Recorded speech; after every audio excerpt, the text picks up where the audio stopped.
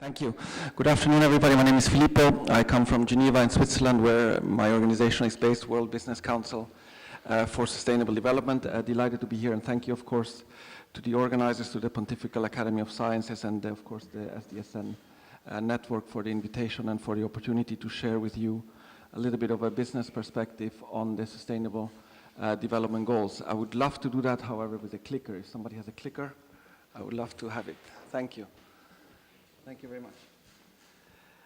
I wanted to basically indicate World Business Council, that's a horrible acronym, WBCSD, like SDSN, not really easy to spell out. World Business Council for Sustainable Development. Basically, our mission is to look at the linkage between sustainability and business success, underpinned by the mission of looking at making more sustainable companies more successful. We also advocate, surprisingly maybe for a business organization, that the current business as usual model is not sustainable, it's not viable. It's not viable for the planet, of course, and we know all the scientific data underneath that. It's not viable for the people, and we have heard today many examples of that. But it's also not viable for business. Let's not forget, at the end of the day, if we want to summarize a very long story into very few words, business cannot succeed, cannot operate in societies that fail, operating sustainably and operating responsibly. We therefore advocate that the SDGs provide an excellent roadmap built on the principles of universality, of interconnectedness, and of ambition. A very important point as well. The SDGs are about ambition. They are about transformation. They are not about business as usual.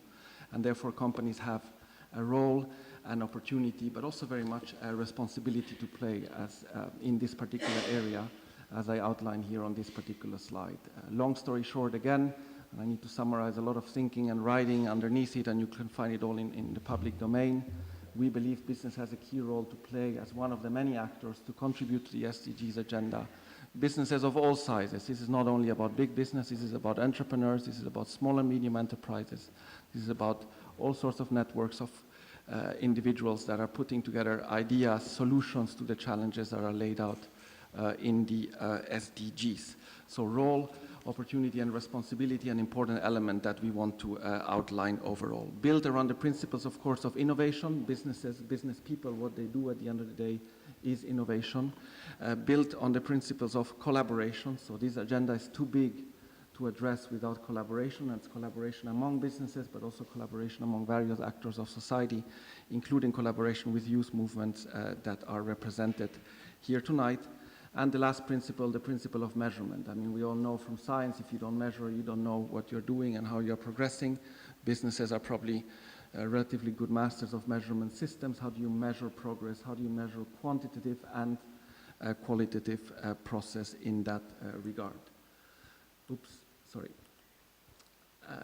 Just very, very shortly, I'm summarizing the five-step approach that we advocate. We work with the Global Compact and our colleagues at the Global Reporting Initiatives to outline these 5 steps that we recommend to any company, especially, of course, formally incorporated structures with a certain size, but certainly the idea of driving awareness and understanding of the SDGs, integrating them strategically, defining the priorities out of that, setting targets and indicators, and of course, measure, communicate, and report with regard to progress. You can see here the website where you can find a lot more information on that. I'm not here to give you only the rah-rah-rah story of business. I'm also here to highlight that we are very much aware as a business organization that there is criticism of business, there is criticism of business action. In many cases, we believe that the criticism is not only justified, but is actually welcome. We welcome outside voices that challenge companies on this road to sustainability. Certainly not unusual for voices to be heard and to be taken into account. All I want to point to on the 5 bubbles there are some of the key issues that are coming up with regard in particular to the SDGs. We've seen several papers, and I just put the one here of our colleagues, if I may say, at Oxfam, who have been criticizing that not enough businesses are really walking the talk, and I think that's a welcome paper. It's a welcome paper that's out in the public domain for a fortified debate around it.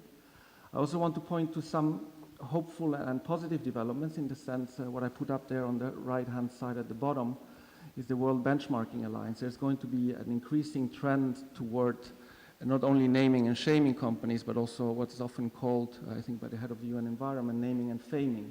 So how can you benchmark companies' performance to really drive the debate upward rather than always to the lowest common denominator? So interesting methodologies are being developed. around climate, gender, the seafood industry, and many other areas to benchmark companies' performance and publish those performance indicators in the public domain. So watch this space over the next year and a half or so. There's going to be interesting developments. I'm not here to give you only theory, and I hope I'm not lecturing. I just want to share very enthusiastically also that in terms of youth networks, in terms of the role that you can play, of course, several of you, as we're hearing today, have entrepreneurial ideas, are advancing those ideas. Several of you may be employees of one or other for-profit or not-for-profit structure driving entrepreneurial approaches. And of course, all of us are citizens, are consumers, are overall parts of communities. So we have voice, in some cases less than others, of course, and that's a difficult, another sort of set of discussion, but certainly a responsibility to rise and to hold institutions accountable, including business. What I wanted to translate was a little bit the first sort of part, conceptual part, into something that we believe could be of interest to this audience. It's something that we launched last month, almost exactly a month ago at the UN General Assembly. It's called the Good Life Goals. So let me, how do I do it now? A short video to lay the scene, and then I'll introduce it more formally.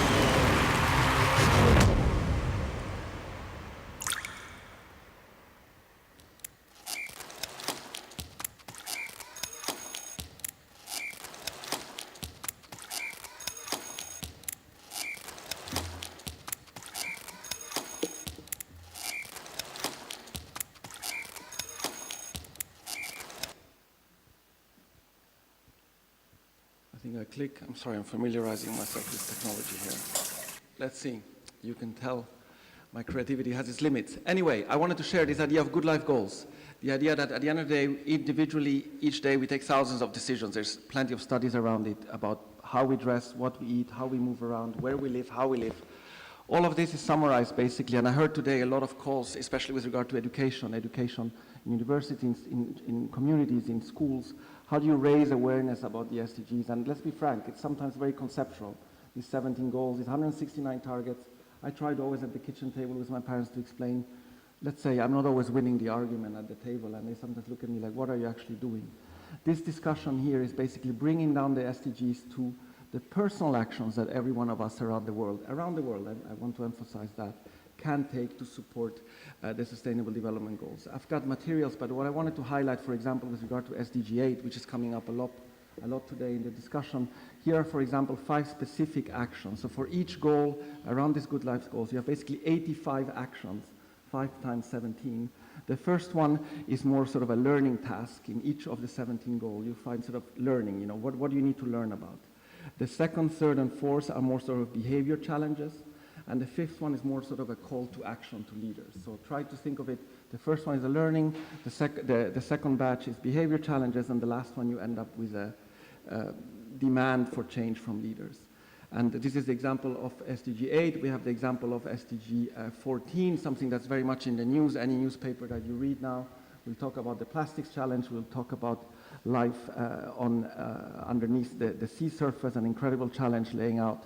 So these are just some sort of 5 simple actions so that you translate something conceptually into what you can do about it. And of course, there's a lot more information than what I'm sharing here now. And what I want to share is basically this website where you can go and download all of this for free in any sort of format that you wish, and soon in at least 6 or 7 languages. We're working on that. For the moment, it's in English only, but we hope it can inspire a way to make the SDGs relevant, to make them easily understood, and to make them basically accessible to all sorts of strata of the population, including, if you're working in a company, to your customers, to your fellow employees, in the several awareness-raising workshops and trainings that are taking place all across the world. There's also individual actions that are laid out in the manual. So if you're speaking to policymakers, there's a number of actions that you can follow in that particular regard.